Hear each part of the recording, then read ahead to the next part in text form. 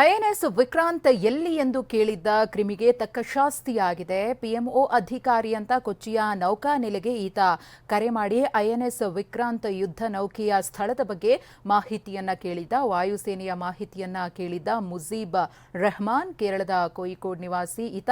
ಮುಜೀಬ್ ರೆಹಮಾನ್ನನ್ನ ಕೇರಳ ಪೊಲೀಸರು ಬಂಧಿಸಿ ವಿಚಾರಣೆಗೂ ಕೂಡ ಒಳಪಡಿಸಿದ್ದಾರೆ. ಪ್ರಧಾನಿ ಕಚೇರಿಯ ಅಧಿಕಾರಿ ಅಂತ ಹೇಳಿಕೊಂಡು ಈತ ಐಎನ್ಎಸ್ ವಿಕ್ರಾಂತ್ ಈಗ ಎಲ್ಲಿದೆ ಅನ್ನೋ ಮಾಹಿತಿಯನ್ನ ಕಲೆ ಹಾಕೋ ನಿಟ್ಟಿನಲ್ಲಿ ಪ್ರಯತ್ನವನ್ನ ಪಟ್ಟಿದ್ದ.